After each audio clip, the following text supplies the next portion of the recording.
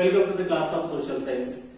In today's class, let us continue the history chapter, the Mughals and the Marathas.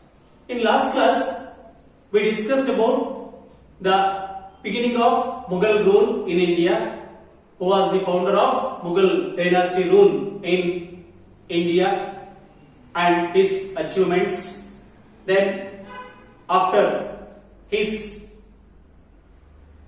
end of rule, his son, Babur's son Humayun became the ruler of Delhi. Then after Humayun, Sher Shah became the emperor of Delhi, and his political expeditions or achievements we discussed in detail in the last class. Now we have to discuss in today's class about Sher Shah's administrative system. How was the administrative system of Sher Shah?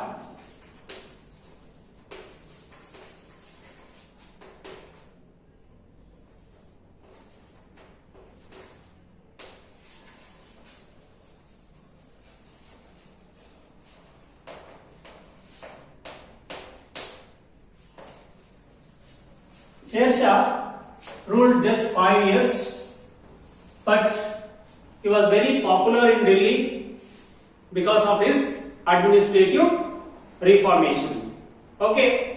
What changes he brought in the administrative system of Delhi that we have discussed now? Sher Shah gave importance towards strengthening administrative structure. He gave importance to strengthening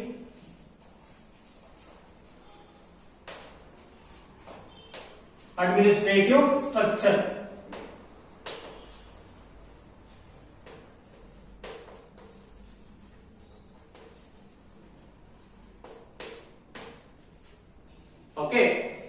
And he was the ultimate head of administration and ran administration with the help of the Council of Ministers.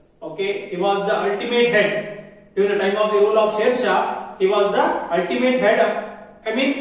He is the only one person will take final decision in matter of administration, and he ran administration through the help of Council of Ministers. Both the civil and military powers were in the hands of king. During the time of the rule of Sher Shah, both civil and military powers were in the hands of king.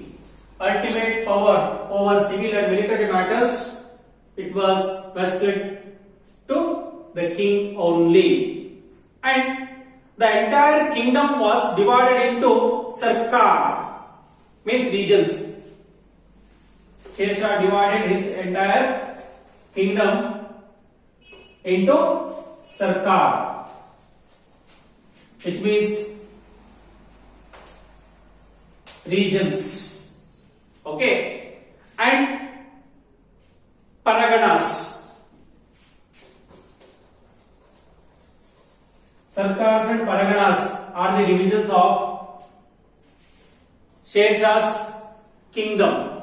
Sher Shah divided his kingdom into sarkar and paraganas. Then cavalry, infantry and elephant divisions were there in the army. Cavalry means foot soldiers.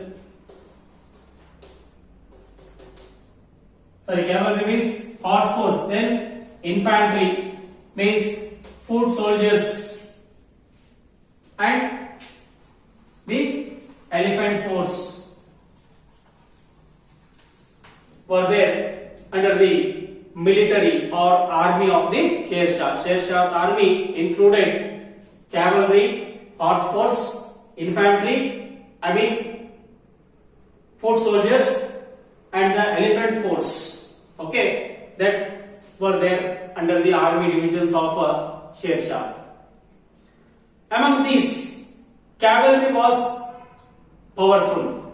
Okay, among these three divisions, cavalry was more powerful. He has more horses in his army, right? And in order to bring discipline among the soldiers, okay, that is very important one.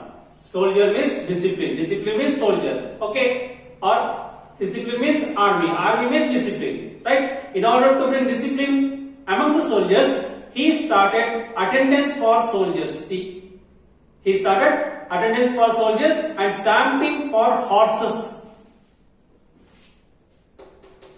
For discipline of soldiers, he brought attendance for soldiers and started stamping, which means dhar. Stamping means dhar on horses. Okay, stamping for horses, right? Putting seed over horse. And army was divided into small units called Fauz with the head Fauzdar. Okay,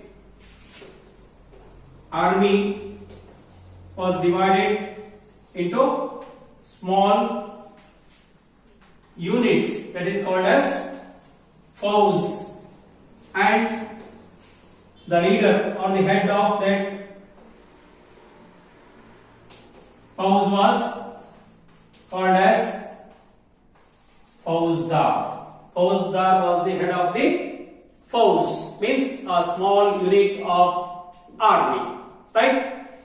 Sher Shah took personal interest in organizing and supervising the army. As a king, he took personal interest in organizing and supervising the army. That's why his army was very disciplined, right? He got all the cultivable land measured and fixed the land tax based on it, right? All the cultivable land of his kingdom he used to measure and fixed the land tax based on that measurement. And he divided land into three types based on the fertility.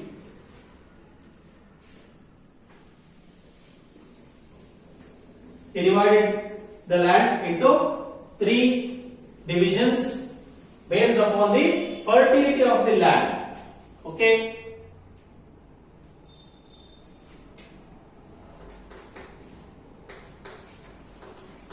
Divided land into three types based on its fertility.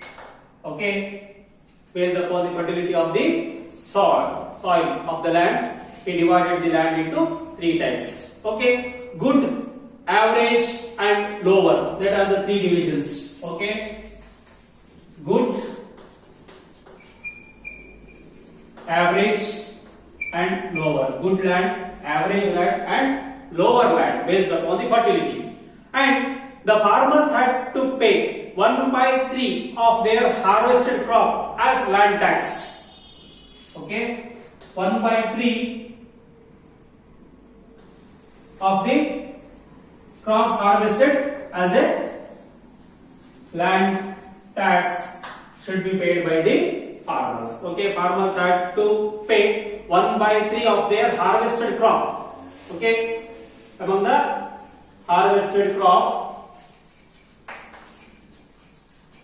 1/3 farmers had to give as a land tax. Okay, if a farmer grown 60 bags of maize, means in that 60 bags of maize, 1/3 means 20 bags he has to give as a land tax to Sher Shah. Okay. If a farmer grows only 30 bags of wheat, 10 bags he has to give as a land tax. That is 1/3. Okay. That is the tax should be paid by the equal to Sher Shah. Next, Sher Shah was known for his impartial justice. Okay. He was known for his impartial justice. Okay. King should be always impartial. King should not follow partiality. Right? That is not good for the people who are depending upon him. Okay. Here Sher Shah was impartial in justice. Okay. There was no partiality. Hence, he had earned the title Sultan of Fair Justice. See, because of that impartial justice, he earned the title, that is Sultan of Sultan of the Fair Justice. Sultan of the Fair Justice. Okay, that was the title of Sher Shah. He earned that title because of his impartial justice. That is Sultan of the Fair Justice. Right? Next, the Sultan was the highest judge in the kingdom. No other judges were there above Sultan. Sultan was the highest judge in the kingdom when the time of the rule of Sher Shah. And he decided all the final appeals. All the final appeals will be decided by, or it will be concluded by, king only. And he conducted his court every Wednesday evening. Okay? He conducted his court every Wednesday evening. Okay, that is about the speciality of the court of Sher Shah. And Sher Shah brought a new silver coin known as Dam. Right? He brought into circulation a new silver coin.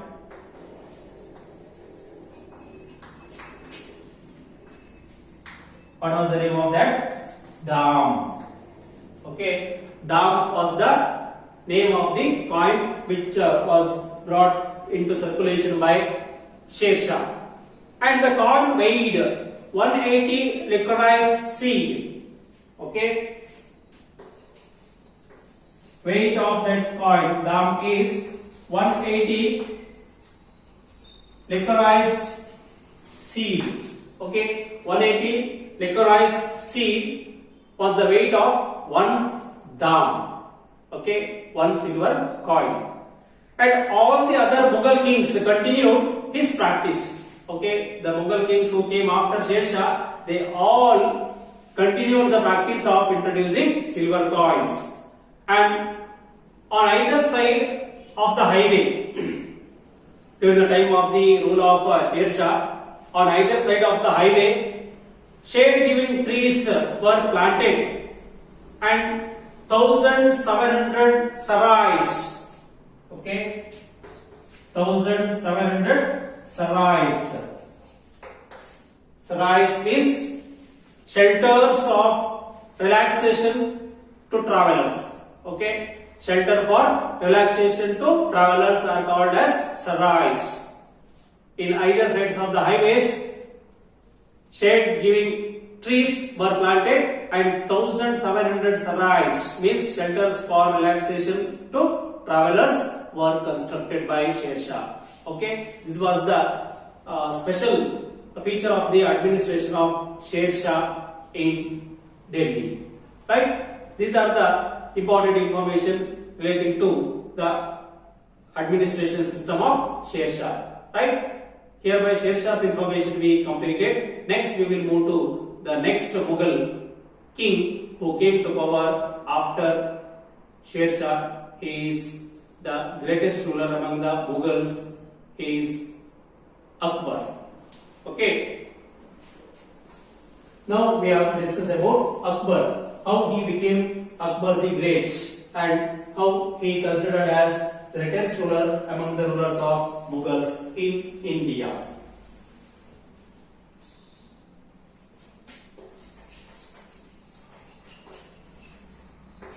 Akbar is the most famous Mughal king in India.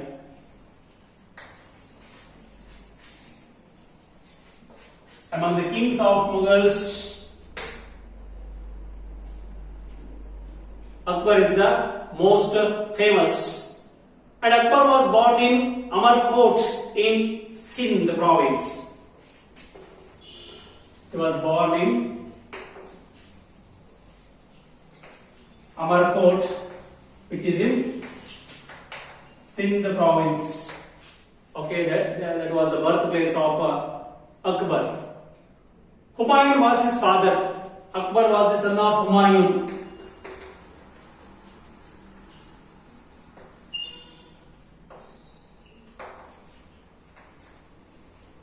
Okay, Humayun was the father of Akbar. And when Akbar assumed power, he was only 14 years old. In a very tender age, a small boy of 14 years age, Akbar was assumed power. Okay.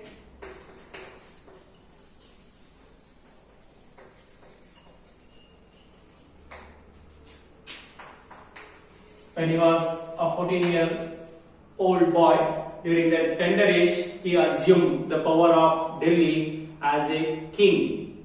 Okay. After the death of Humayun, Hemu, the military general of Bengal king, Muhammad Shah Abdali, opposed and conquered Delhi and Agra. Okay, after the death of Humayun, what happened?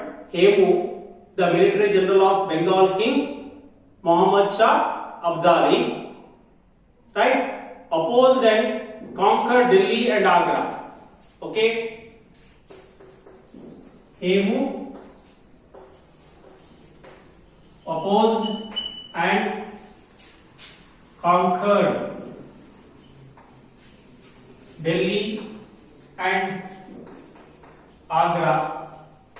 Hemu was the military general of the king of Bengal, Muhammad Shah Abdali. After the death of Humayun, Akbar's father, Hemu conquered both the places, Delhi and Agra. This led to the terrific battle at Panipat in 1556 between Hemu and the Mughals. Okay, because of this reason, Hemu and Mughal fought each other at historical place called Panipat in the year of 1556. This is called as Second Battle of Panipat. Okay, Hemu and Mughals faced enmity and they fought each other, and Hemu from one side and from the Mughal side Akbar.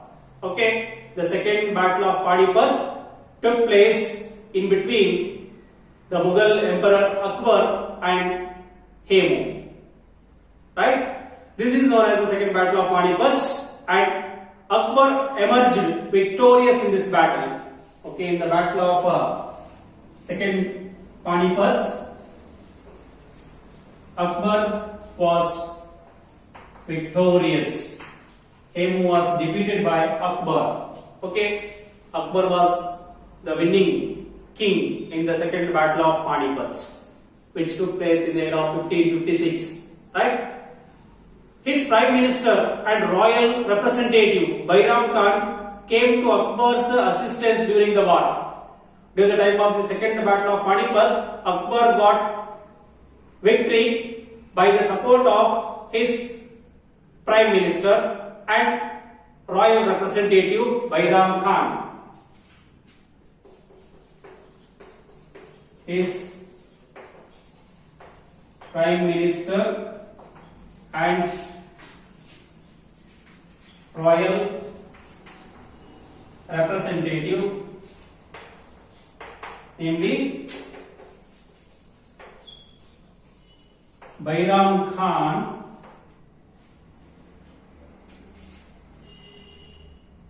came his assistance during the time of Second Battle of Panipat. Okay, by the support of Bairam Khan, Akbar got victory in Second Battle of Panipat. Next, with the help of mighty army, mighty means strong. With the help of mighty, strong and big army, Akbar conquered Malwa, Jaipur, Gondwana, Chittor, Ranthambore, Kalinjar, Gujarat and Bengal. See, these many regions were successfully captured by Akbar. Okay, by the support of his mighty army, Akbar conquered. Which are the places? By the help of a mighty army, Akbar conquered the places Malwa, Jaipur, Gondwana,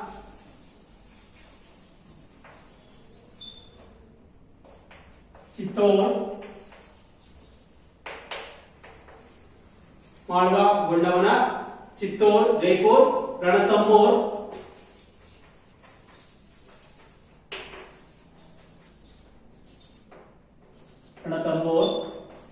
Kalinjar,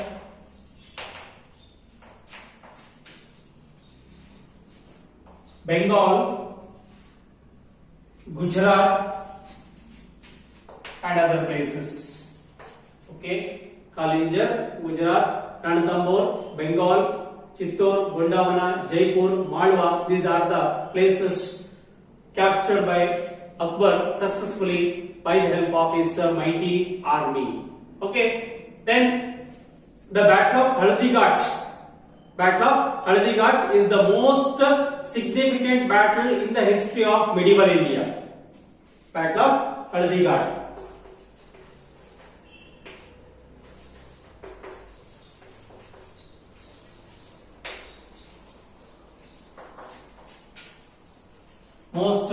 That was the most significant battle in the history of medieval India.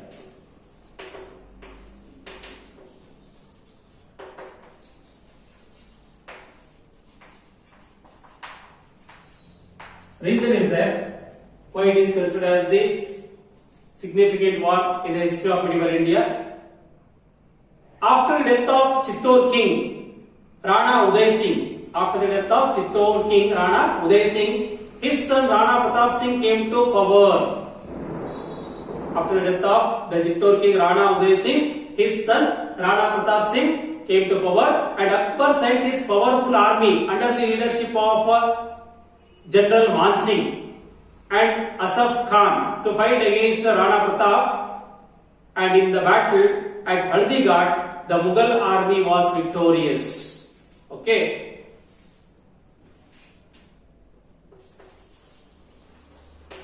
Man Singh led Mughal army in the battle of Haldighat against Rana Pratap Singh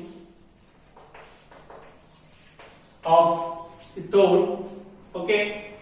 After the death of the Chittor king Rana Uday Singh, his son Rana Pratap Singh came to power, and Akbar sent his powerful army under the leadership of his general Man Singh and Asaf Khan. Okay, Man Singh and Asaf Khan both led the Mughal army, and they faced Rana Pratap Singh, and in the historical place called Haldighat, battle was took place in these two powers, and ultimately Mughal army was victorious. Rana Pratap Singh was defeated against Mughal army. Right? And the remaining states of Kashmir, Sindh, Odisha, Balochistan, Kandahar and Ahmednagar came under Akbar. After this victory of Akbar against Rana Pratap Singh, the remaining states of North India, that are Kashmir, Sindh, Balochistan, Kandahar, Kashmir, Sindh, Balochistan, Kandahar, Orissa, and Ahmednagar came under the control of Akbar. Right? Thus, he laid the firm foundation of Mughals to emerge as powerful kingdom in medieval India. Because of these all victories, because of these all success, Akbar firmly put the foundation for Mughals to emerge as a powerful kingdom in medieval India. Okay, that is the important point we have to remember. Okay, these are all the achievements of Akbar. I mean, political achievements of Akbar, one of the greatest kings of Mughal dynasty. Right? Next, under Akbar, Akbar's religious policy. As a king, he was very successful in the political matters. In religious matters, how was the religious policy of Akbar? Whether he had religious tolerance, whether he considered all the religious people as one and same, or if there is any partiality among the different religious people, and what are the contributions Akbar given to the field of religious in Delhi and to the Mughal Empire. That we will discuss in the next class. Thank you.